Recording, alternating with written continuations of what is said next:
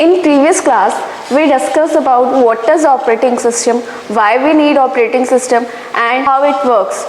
तो ये सब चीज़ें देखने के बाद नेक्स्ट हम लोग देख रहे हैं कि हम लोग कौन से ऑपरेटिंग सिस्टम अपने कंप्यूटर में यूज़ करते हैं, कितने तरीके के ऑपरेटिंग सिस्टम होते हैं. तो there are many types of operating system like single user operating system, multiple user operating system, real time operating system. तो इस तरीके से बहुत सारे ऑपरेटिंग सिस्टम होते हैं. तो जो हम लोग फर्स्ट डिस्कस कर रहे हैं वो है single user operating system. Single user operating system, जैसे कि हमें नाम से ही पता चल रहा है, सिंगल यूज़र बोल रहे हैं, मतलब इसमें सिर्फ एक ही यूज़र एक टाइम पे काम कर सकता है. तो इसकी प्रोसेसिंग कैपेसिटी कम होती है. इसमें सिंगल प्रोसेसर चिप लगा होता है, एक प्रोसेसर चिप लगा रहेगा इन कंप्यूटर्स में. और इन कंप्यूटर्स का यूज़ सिंगल यूज़र मतलब एक ही यूज़र कर सकता है. एक से ज़्यादा यूज़र एक टाइम पे इस कंप्यूटर का यूज़ नहीं कर सकते हैं. एक ही चिप, एक माइक्रो चिप लगा रहेगा जो हमारे सीपीयू में लगा. माइक्रो प्रोसेसर के बारे में हम लोग पहले डिस्कस कर चुके हैं. माइक्रो प्रोसेसर्स क्या होते हैं.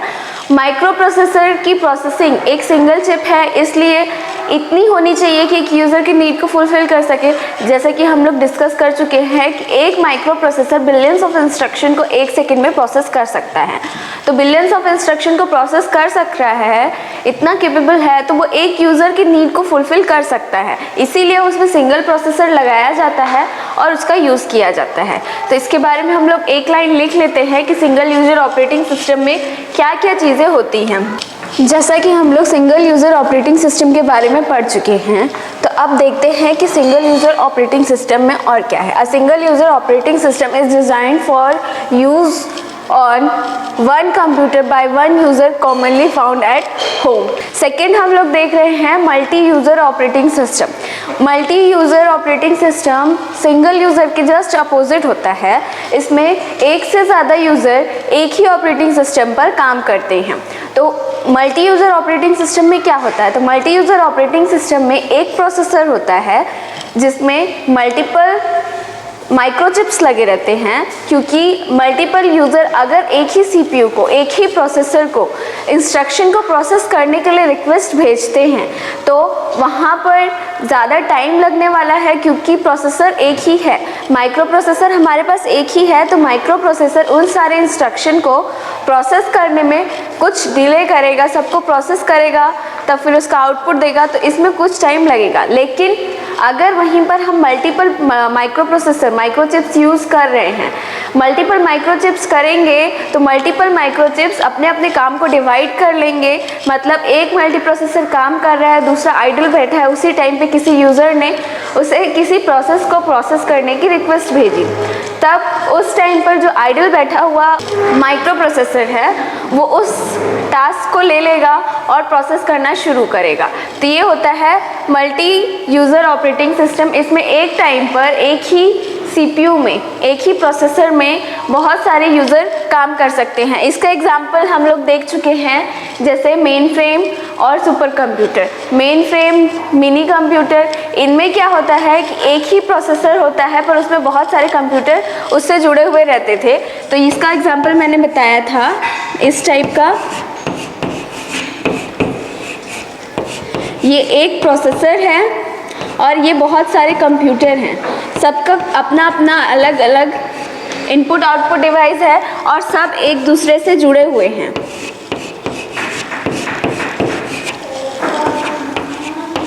ये सारे एक दूसरे से जुड़े हुए हैं लेकिन इनमें प्रोसेसर एक ही है.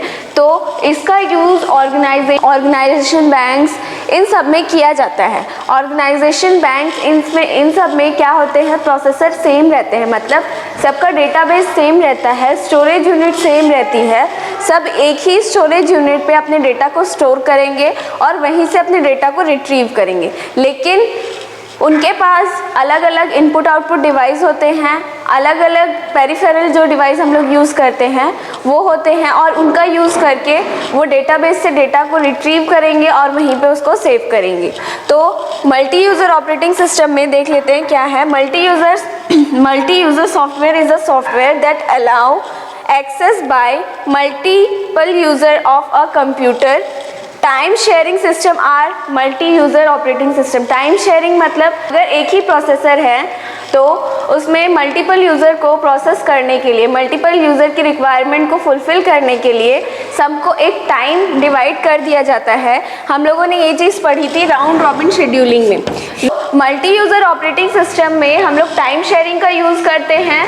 टाइम शेयरिंग में राउंड रॉबिन शेड्यूलिंग का यूज़ करते हैं, जिसमें एक टाइम पर CPU को बहुत सारे लोग एक्सेस कर रहे हैं, पर सबको एक लिमिटेड टाइम के लिए, एक फिक्स टाइम के लिए CPU मिलेगा और उसके बाद फिर से CPU उसको एक फिक्स टाइम के बाद मिलेगा। देन हम लोग देख रहे हैं multitasking operating system. Multitasking operating system हम लोग उन ऑपरेटिंग सिस्टम्स को बोलते हैं जिसमें हम लोग सेम टाइम पर मल्टीपल टास्क को परफॉर्म कर सकते हैं, जैसे विंडोज़ इसका बेस्ट एग्जाम्पल है। विंडोज़ में क्या होगा कि हम लोग देखते हैं कि हम लोग विंडोज़ ऑपरेटिंग सिस्टम यूज़ कर रहे हैं, चाहे वो लाइनेक्स, विंडोज़ में हम लोग XP यूज़ कर रहे हो, NT यूज़ कर रहे हो, 8, 10, 7, जो भी हम लोग विंडोज़ का वर्जन यूज़ कर रहे हो, उसमें क्या होगा, हम लोग एक ही टाइम पे, सेम टाइम पर मल्टीपल टास्क को कैसे परफॉर्म करते हैं। इसके लिए हम लोग देखते हैं कि मान लीजिए हम लोगों ने अपना वेब पेज ओपन कर रखा है। वेब पेज पे हम लोग कुछ चीज़ सर्च कर रहे हैं। सर्च करते करते हम लोगों को बोर लगने लगा, अरे यार ये थोड़ा बोरिंग है, मिल नहीं रहा है। उसी टाइम पर हम लोगों ने क्या किया, हम लोग उसकी प्लेलिस्ट में गए, म्यूज़िक लिस्ट में, और वहाँ से जाके हमने एक सॉन्ग प्ले कर दिया। साथ में हम लोग क्या कर रहे हैं कि एक मूवी है, एक मूवी को एडिट कर रहे हैं, एडिट करने के बाद उसे असेंबल कर रहे हैं, तो वो मूवी की असेंबलिंग, एक सॉन्ग प्ले हो रहा है और साथ में हम लोग नेट भी यूज़ कर रहे हैं। तो यहाँ पर क्या हो रहा है, मल्टीपल काम, मल्टीपल टास्क एक साथ परफॉर्म हो रहे हैं। तो मल्टीटास्किंग ऑपरेटिंग सिस्टम हम लोग उन ऑपरेटिंग सिस्टम को बोलते हैं जो सेम टाइम में मल्टीपल वर्क को, मल्टीपल टास्क को परफॉर्म करने की परमिशन देते हैं। सिंगल टास्क भी परफॉर्म किए जाते हैं, जैसे डॉस में वर्क को एक ही टास्क को परफॉर्म कर सकते हैं, और इसका एग्जांपल है यूनिक्स में हम लोग एक टाइम पर एक ही काम को कर सकते हैं। इसमें मल्टीपल काम को करने के लिए हमें अलग अलग टाइम करना पड़ेगा, मतलब एक प्रोसेस कंप्लीट हो जाता है, उसका आउटपुट मिल जाता है, देन हम लोग दूसरा प्रोसेस स्टार्ट करेंगे। नेक्स्ट हम लोग देख रहे हैं time sharing operating system. Time sharing operating system में, जैसा कि टाइम शेयरिंग ऑपरेटिंग सिस्टम में CPU के पास मल्टीपल टास्क होते हैं परफॉर्म करने के लिए। उस टाइम पर CPU क्या करेगा, उन सारे प्रोसेसेस को अलग अलग टाइम दे देगा, मतलब टाइम डिवाइड कर देगा उन सब के लिए, और उस टाइम के अकॉर्डिंग वो उन सब प्रोसेस को प्रोसेस करेगा, उन सारे प्रोग्राम्स को प्रोसेस करेगा। तो इसके लिए हम लोग देखते हैं कि मान लीजिए यहाँ पर, जैसे कि हम जानते हैं कि बहुत सारे प्रोसेस हैं, तो वो प्रोसेस 1, प्रोसेस 2, प्रोसेस 3, प्रोसेस 4, यहाँ पे मैंने प्रोसेस साइकिल में, मतलब प्रोसेस टेबल में 5 प्रोसेस को लिया है, जिसमें से सारे प्रोसेस एक एक करके एग्जीक्यूट होने हैं। तो यहाँ पर क्या होगा, CPU और प्रोसेसर, मतलब प्रोसेस फाइल एक साथ जुड़े हुए हैं। तो यहाँ से सबसे पहले CPU प्रोसेस 1 को लेगा, जिसकी प्रायोरिटी हाई होगी, CPU सबसे पहले उस प्रोसेस को लेगा। मान लीजिए P1 की प्रायोरिटी हाई है, तो CPU ने P1 को प्रोसेस के लिए लिया, लेकिन P1 पे उस टाइम पर कुछ इनपुट आउटपुट की ज़रूरत पड़ गई, उसे किसी तरीके से इनपुट आउटपुट की ज़रूरत पड़ी, तो वो CPU से चला जाएगा इनपुट आउटपुट के पास, मतलब इनपुट आउटपुट ऑपरेशन परफॉर्म करने के लिए वो चला जाएगा, मतलब इनपुट आउटपुट के लिए वेट करेगा, या तो उसे इनपुट मिले या कीबोर्ड से जैसे कोई बटन प्रेस करना है तो वो बटन प्रेस हो तब वो आगे एग्जीक्यूट हो, तो उस टाइम पर वो चला जाएगा इनपुट आउटपुट के पास। तो अभी क्या है, CPU आइडल बैठा हुआ है, तो उस टाइम पर वो आइडल नहीं रहेगा। जैसे ही फर्स्ट प्रोसेस इनपुट आउटपुट के पास जाता है तो P2 जो प्रोसेस है वो CPU के पास चला जाएगा प्रोसेसिंग के लिए, प्रोसेसिंग के लिए P2 CPU के पास चला जाएगा और P2 प्रोसेस होगा। देन P1 को नेक्स्ट चांस कब मिलेगा? तो P2 जब कंप्लीट हो जाता है उसके बाद फिर P1 को चांस मिलेगा प्रोसेसिंग के लिए या फिर CPU के पास जाने के लिए। देन अगर उस बीच में इसी तरीके से सारे प्रोसेस कंप्लीट होंगे। तो ये था टाइम शेयरिंग। टाइम शेयरिंग में हम लोग इसके कुछ पॉइंट देख लेते हैं। It's allow execution of more than one task और process concurrently. For this the processor the time is divided amongst the different task. Different task के लिए अलग अलग टाइम डिवाइड रहेगा। जैसा कि हम लोगों ने यहाँ पे पढ़ा, सारे टास्क को एक प्रोसेस टेबल में रख दिया जाएगा, सारे प्रोसेसेस को, और उसके बाद उस process table to according to their priority हम लोग एक एक करके प्रोसेस को लेंगे। CPU के पास वो प्रोसेस होने के लिए जाएगा और उस बीच में अगर इनपुट आउटपुट की ज़रूरत पड़ती है या फिर किसी और एक्सटर्नल इनपुट आउटपुट की ज़रूरत पड़ती है तो वो इनपुट आउटपुट के पास चला जाएगा। देन उस टाइम पर CPU आइडल नहीं रहेगा, उस टाइम पर नेक्स्ट जो प्रोसेस है वो CPU के पास आ जाएगा। तो ये प्रोसेस होता है टाइम शेयरिंग में। टाइम शेयरिंग के बाद हम लोग देख रहे हैं डिस्ट्रीब्यूटेड ऑपरेटिंग सिस्टम। नेक्स्ट हम लोग देख रहे हैं डिस्ट्रीब्यूटेड ऑपरेटिंग सिस्टम। तो डिस्ट्रीब्यूटेड ऑपरेटिंग सिस्टम क्या होता है? तो डिस्ट्रीब्यूटेड ऑपरेटिंग सिस्टम में जैसे कि हम लोग जानते हैं कि बैंक्स वगैरह का हम लोग एग्जाम्पल देखें तो उसमें क्या है, बैंक्स में बहुत सारे कंप्यूटर होते हैं पर सबका डेटा एक दूसरे से एक्सचेंज हो जाता है। जैसे बड़ी ऑर्गेनाइजेशंस होती है, बड़ी कंपनीज़ हैं, बड़ी कंपनीज़ एक कंपनी है जो कई सिटीज़ में हैं, मतलब उस कंपनी की ब्रांचेस कई सिटी में हैं। तो उस कंपनी में बहुत सारा डेटा होगा, बहुत सारा डेटाबेस होगा, बहुत सारी यूज़फुल चीज़ें होंगी। तो ये कंपनी अलग अलग जगहों पर डिस्ट्रीब्यूटेड है, मतलब अलग अलग जगहों पर बनी हुई हैं। तो सभी को इन सभी कंपनीज मतलब ब्रांचेस को अगर सबका डेटा चाहिए कि इस कंपनी में कितने यूज़र्स जुड़े हुए हैं, कितने कस्टमर जुड़े हुए हैं, इस कंपनी में कितने कस्टमर जुड़े हुए हैं, उनके नाम क्या है, उनके डिटेल क्या हैं, तो उसके लिए वो लोग यूज़ करेंगे नेटवर्क का। नेटवर्क की हेल्प से ये सारे कंप्यूटर जुड़ जाएंगे यूजिंग लैन, वैन या फिर मैन। लैन, वैन या मैन मैं यहाँ पे इसलिए बोल रही हूँ क्योंकि अगर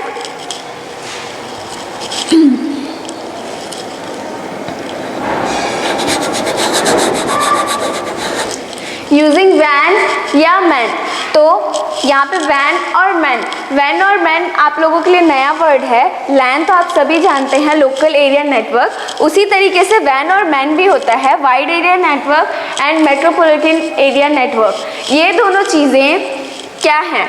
वाइड एरिया नेटवर्क का यूज़ हम लोग वाइडली मतलब एक रेंज से बाहर एक सिटी को दूसरे सिटी से कनेक्ट करने के लिए करते हैं। जैसे हम लोग लैन का यूज़ एक सिटी के अंदर जितने भी कंप्यूटर हैं या जितने भी नेटवर्क हैं उन सब से जुड़ने के लिए करते हैं। उसी तरीके से वैन का यूज़ हम लोग एक सिटी और दूसरे सिटी के बीच में जुड़ने के लिए करते हैं। तो नेटवर्क उन दोनों के बीच में पाथ प्रोवाइड करता है। जैसे दो सिटीज़ को हमें जोड़ना है तो हम लोग वैन का यूज़ करेंगे, तो नेटवर्क उनके बीच का पाथ होगा।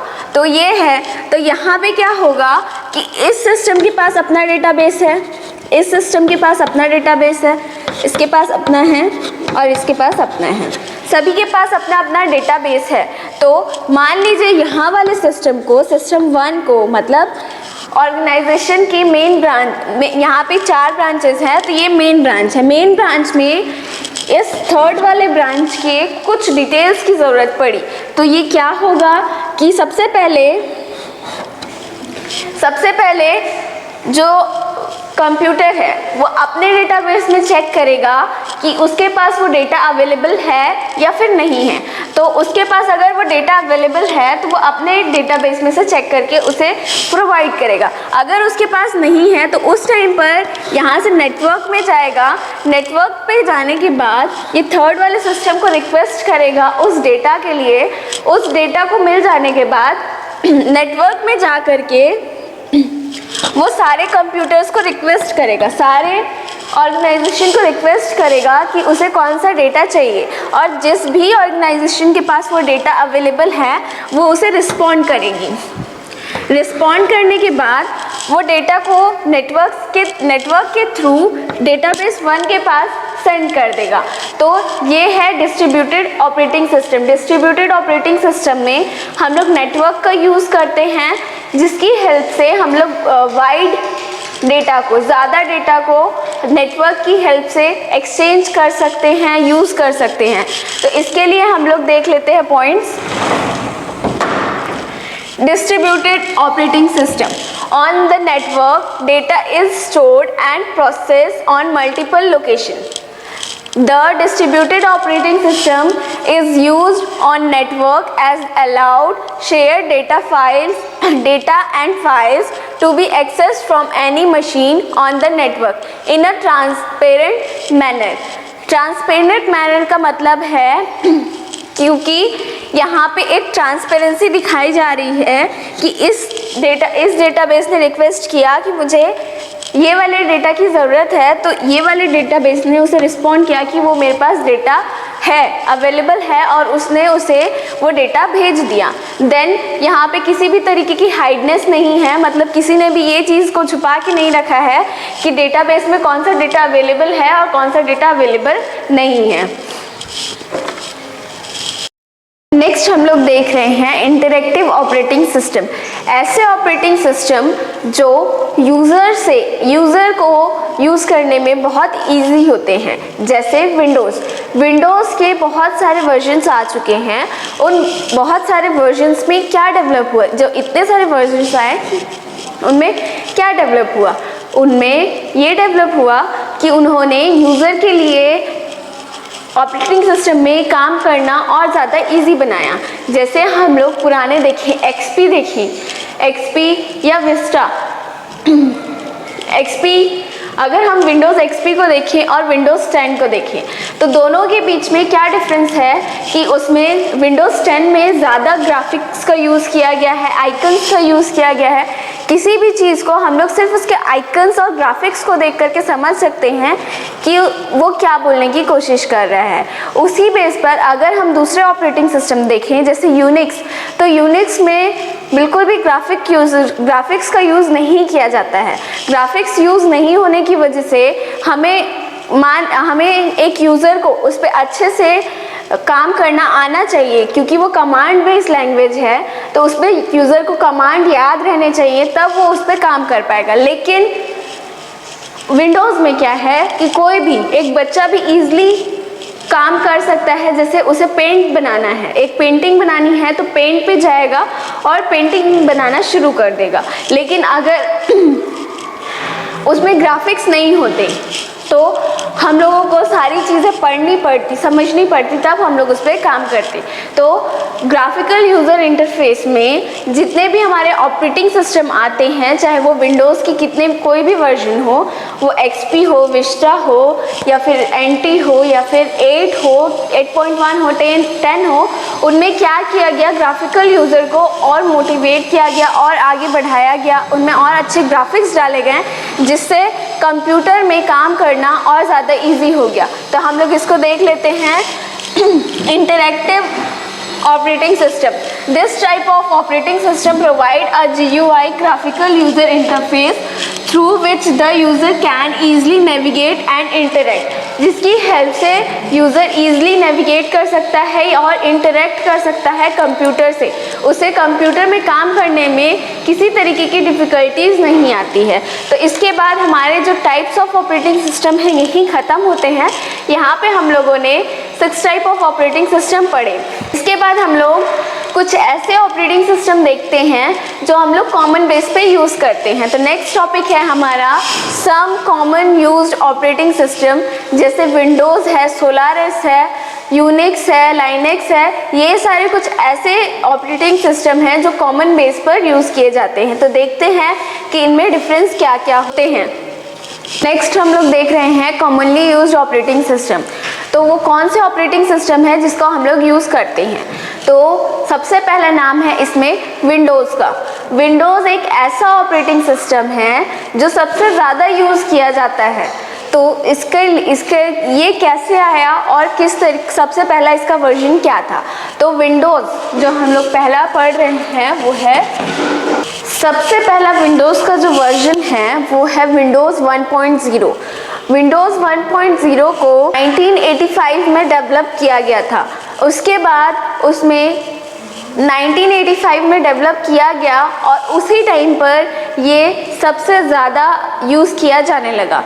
विंडोज़ का यूज़ इसलिए सबसे ज़्यादा किया जाने लगा क्योंकि उस टाइम का इकलौता एक ऐसा सिंगल ऑपरेटिंग सिस्टम था जिसमें ग्राफिकल यूज़र इंटरफेस का यूज़ किया गया था, जिसमें आइकन्स और ग्राफिक्स का यूज़ करके ऑपरेटिंग सिस्टम को डिज़ाइन किया गया था, जिसमें काम करना ईजी होता था, यूज़र ईजिली ऑपरेटिंग सिस्टम से इंटरैक्ट कर सकता था। उस टाइम पे जैसे कि और भी ऑपरेटिंग सिस्टम थे उनमें ग्राफिक्स का यूज़ नहीं किया जा सकता था, वो सिर्फ कमांड बेस्ड ऑपरेटिंग सिस्टम होते थे। इसलिए विंडोज़ उस टाइम का एक सिंगल ऐसा ऑपरेटिंग सिस्टम था जिसमें ग्राफिक्स का यूज़ किया जाता था और इसे बहुत ज़्यादा पसंद किया गया। इसके बाद विंडोज़ ने अपने आप को और अपग्रेड किया और अच्छे अच्छे वर्जन्स डेवलप किए, जैसे विंडोज़ में उसके बाद आया Windows XP, NT, Windows 7, then Windows 8, Windows 8.1 and recently अभी वाला विंडोज़ 10। विंडोज़ 10 में ऑलमोस्ट सभी चीज़ें ग्राफिक्स के फॉर्म में हमें दिखाई देती हैं। उसमें काम करना बहुत इजी हो गया है, इंटरैक्ट करना इजी हो गया है। इसके बाद हम लोग सेकेंड देख रहे हैं वो है Unix. Unix operating system multi user और मल्टीटास्किंग ऑपरेटिंग सिस्टम है।